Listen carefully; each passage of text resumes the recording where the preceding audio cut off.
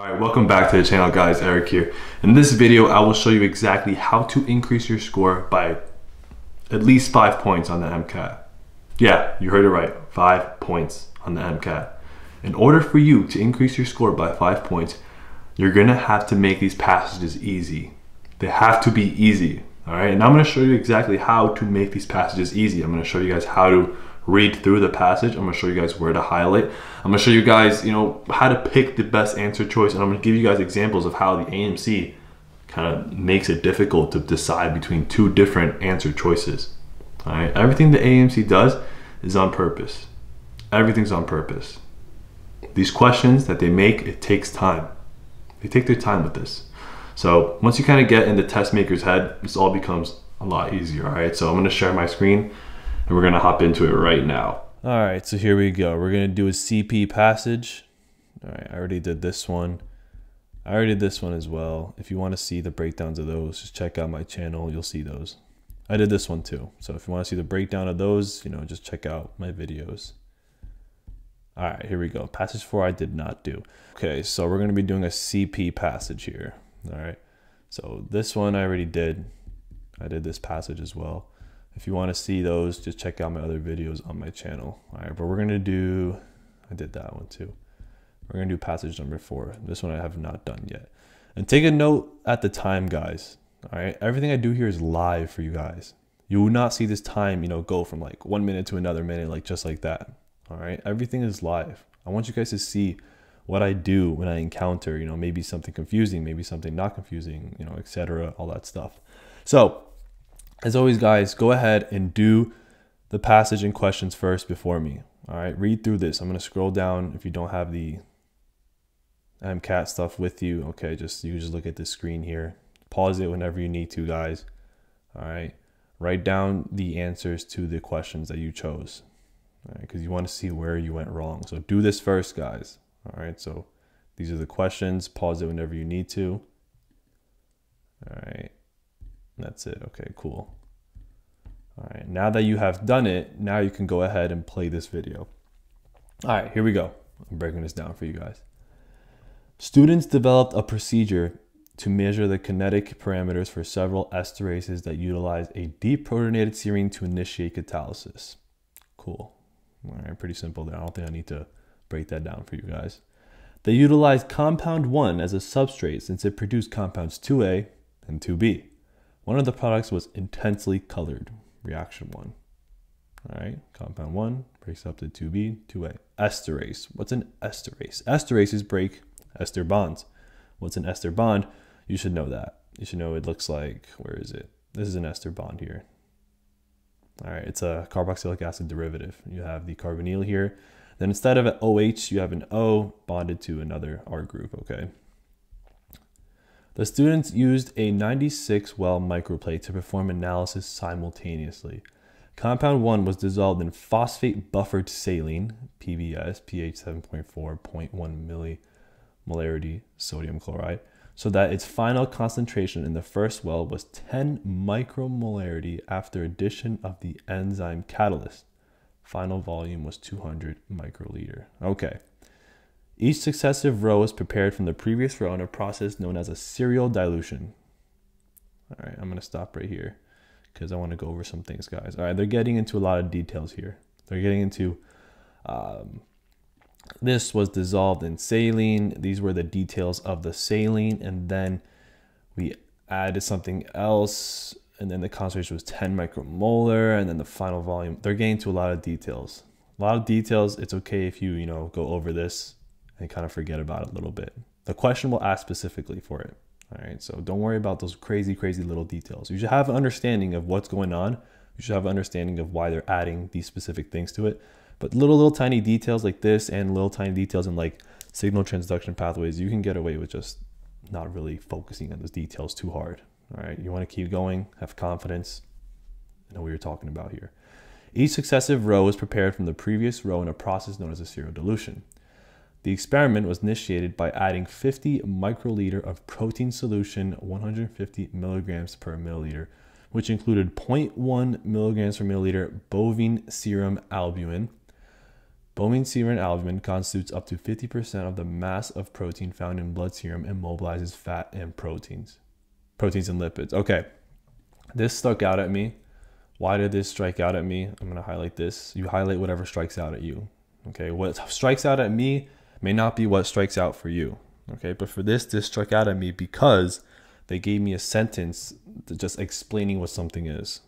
All right, they said, BSA constitutes up to 50% of the mass of protein found in blood serum and mobilizes proteins and lipids. Boom, just like that, they just told me that. They just told me a definition right in front of my face, okay? So that stuck out at me. Whenever they do that, you highlight it because the question is most likely going to ask about it. 4 variants and a wild type esterase were tested simultaneously. The rate of reaction 1 was monitored spectroscopically. Results for the wild type enzyme are shown in figure 1. Okay, don't look at this, keep going, we want to save time. Data for all 5 esterases tested are collected in table 1. All right, and again, we don't look at the figure or table until the question asks for it. You don't want to waste time trying to dissect this and dissect this, before you even get to the question, because you never know what the questions are. The questions could be something related to this, or the questions could be a pseudo-discrete. Okay, you want to save your time.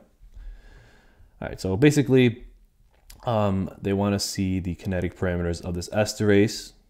Here are the kinetic parameter data, and they included variants. Okay, when they said, oh, if I replace a valine with an alanine, then this is my results. If I replace methionine with an alanine, these are my results. Okay, so they said, hey, maybe this and this is better. Maybe this and this is better.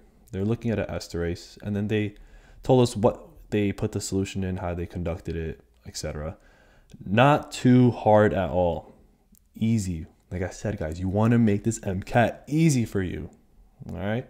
This is not a hard passage. This is a section bank. Section bank is supposed to be the hardest, passages out there. Where? Where? Who lied to you guys? All right. Which of the 2 products was detected during the experiment? All right. 2A, 2A. Okay. So looking at 2A and 2B, which one was detected?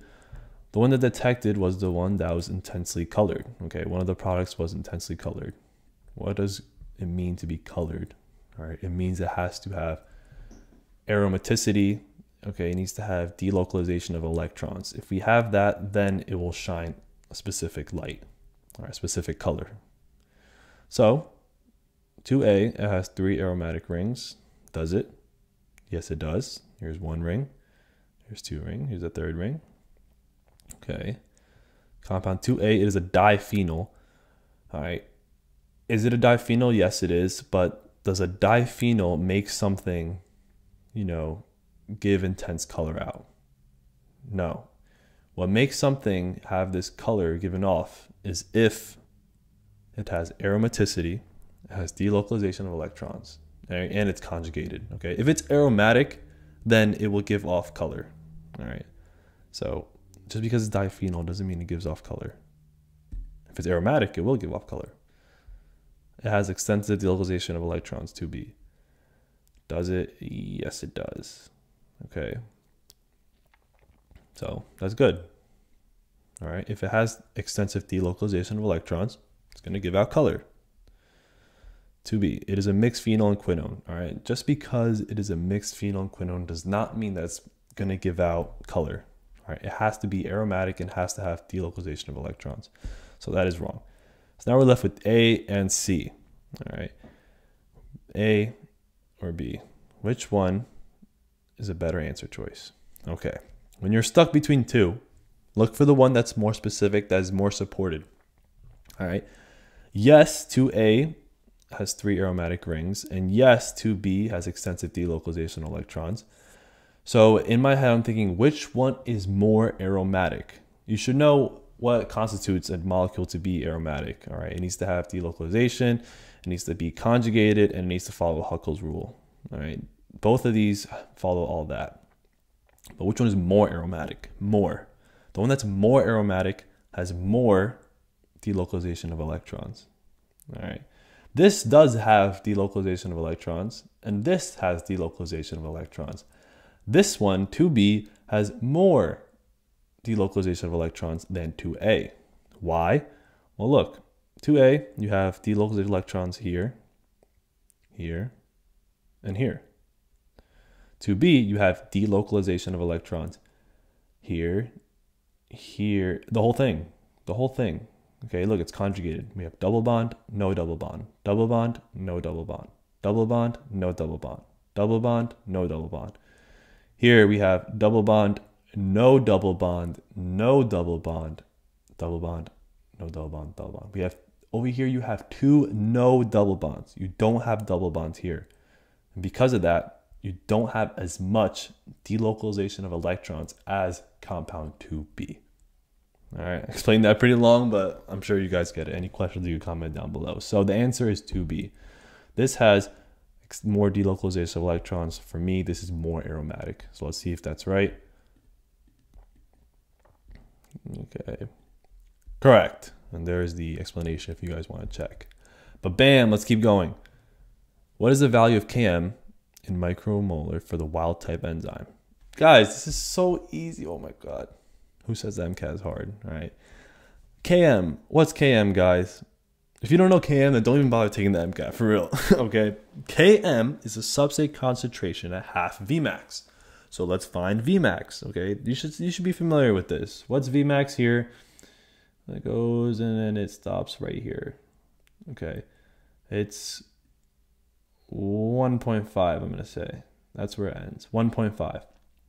Half of this, half of 1.5 is 0.75. Here is 0.75. Here's 0.5, 0.75, 1. Here is 0.75. What is the substrate concentration at 0.75? Let's move to the right. 1. It's 1. All right. And it's a little over 1. A little over 1. Okay. So which one corresponds with a little over 1? 0.67, that is wrong. Okay. 0.67 is like over here-ish. Okay. 1.31. Okay, I like that. That's a little over 1.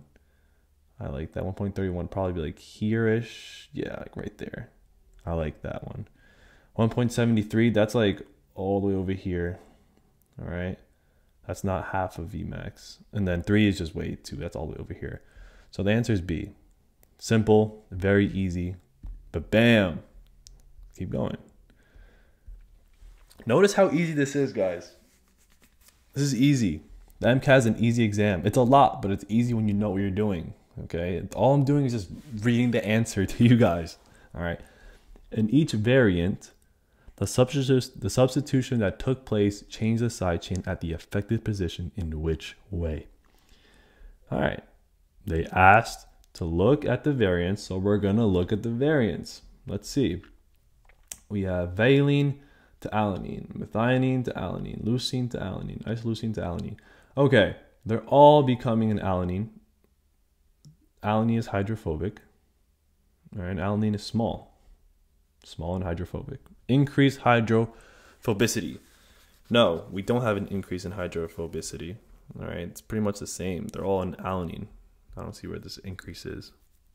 All right, if anything, it kind of decreases the hydrophobicity because alanine is less hydrophobic than like leucine.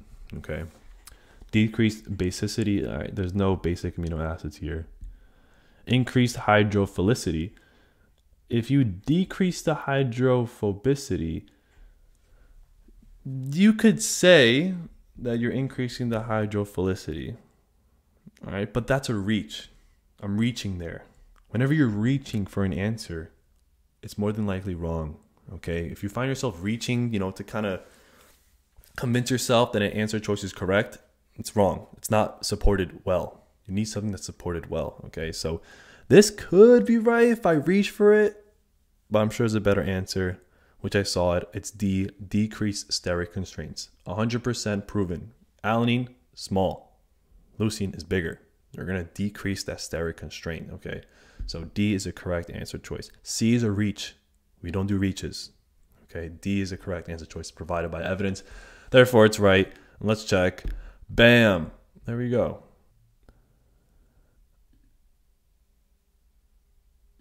But bam. All right. What was the most likely purpose of adding bovine serum albumin to the kinetic experiment in the passage? All right. Here is the sentence they gave us straight out that I highlighted just like I predicted to you guys. Okay. BSA constitutes up to 50% of the mass of protein found in blood serum and mobilizes proteins and lipids. So let's just go with the answer that goes with that corresponds with that definition they gave us. All right. Everything they give you in the MCAT passage, whatever they throw at you in the MCAT passage is correct, no matter what. I don't care what you heard somewhere else. Whatever is in this passage is correct and you use it. All right. Acts as a co-catalyst for the reaction? No. Okay. It's why? No, that's not proven at all. B, prevents the esterase from adhering to the walls of the vessel. Yes, this is a good answer because if we're mobilizing it, we're going to stop it from going to the walls of the vessel. Also, guys, if BSA you should be pretty familiar with. Okay, it's very, very common. And that's pretty much what it does. All right, BSA is known to kind of stabilize proteins, keep them soluble in solution. And it makes experiments easier, BSA, because the proteins could go anywhere, okay? But BSA it keeps the proteins in solution, all right? And it stops them from adhering to like the walls of like a blood vessel, the walls of like a pipette tube, anything like that. It keeps everything good, keeps everything happy, all right? That's what BSA does. So you should be familiar with it, all right? So this is kind of content review, but you can kind of get it here because they say mobilizing. They talk about mobilizing. All right. C, helps buffer the solution from changes in pH. No, that's this guy, phosphated buffer saline. Is a non-specific target for protease contaminants. All right. Is a non-specific target for protease contaminants. I don't know about that. I don't think that's right. Okay. Why would they add that for a kinetic experiment, So B is probably what's correct. All right, that's kind of content review there. I'm not going to lie. So you do have to be familiar with BSA. Bam! Which variant showed the lowest catalytic efficiency? Cool. Content review here. What's low catalytic efficiency? Catalytic efficiency is equal to Kcat over Km. All right, so whatever has the lowest Kcat and the highest Km is the one with the lowest catalytic efficiency. So let's look at our Kms here. It's pretty low, getting higher. Whoa, 170 as a Km. That is really, really high.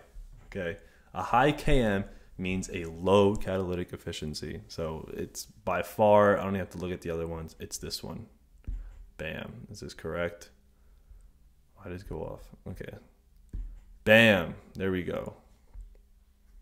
All right, last one here, guys. What mass of sodium chloride, 58.5 grams per molar, was present in 100 microliters of the PBS solution? Okay, I'm going to need to go on the whiteboard here for this one. All right, so what gives me a whiteboard? What do we got here? All right, so this is how we do this questions, guys. What mass of NaCl was present in 100 microliter of the PBS solution?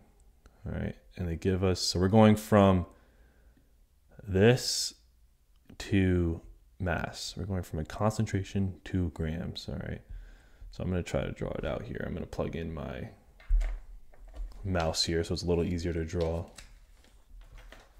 Okay, cool. So all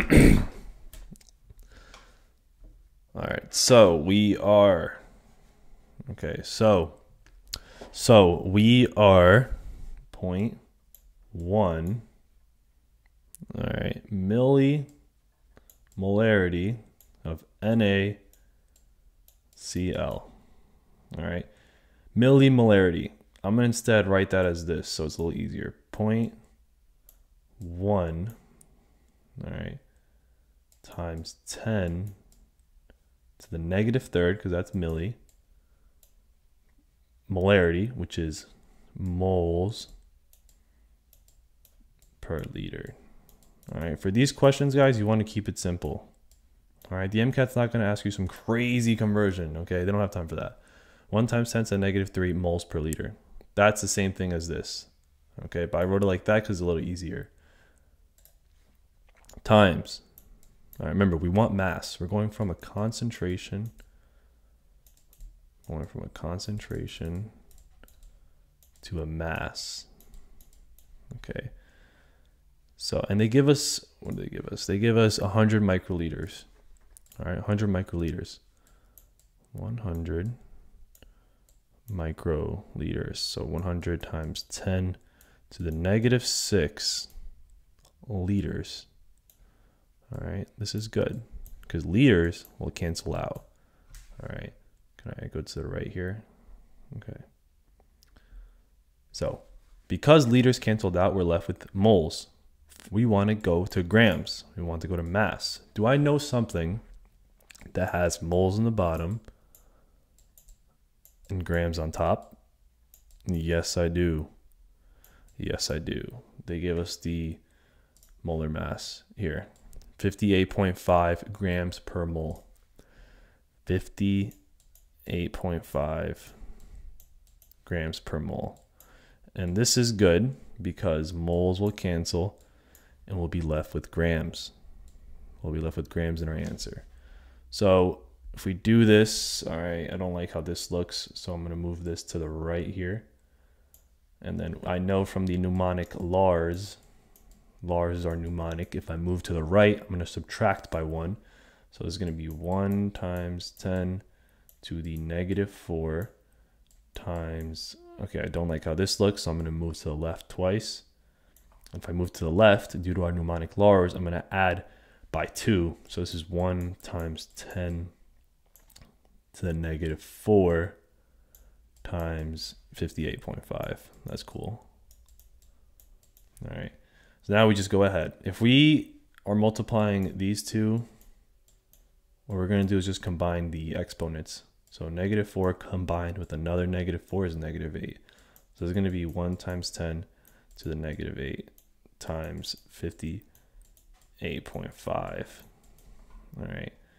And then this, you don't even have to worry about the 1 here. It's the same thing. So our answer is 58.5 times 10 to the negative 8.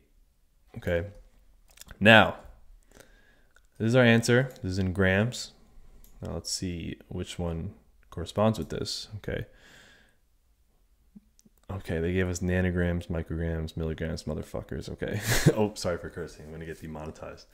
Oh, all right. So they made our lives harder. 585 nanograms. What is that? All right.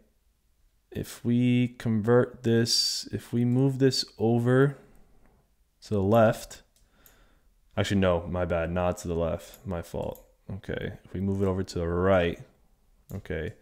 Lars, right, you subtract 1. So if we subtract negative 8 by 1, you're going to get 585 times 10 to the negative 9. Okay.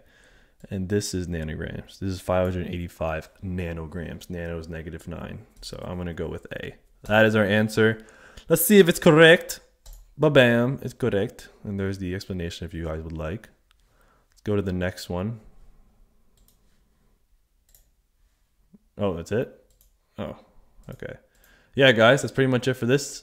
All right, let me know if you have any questions. Let me just double check this work here.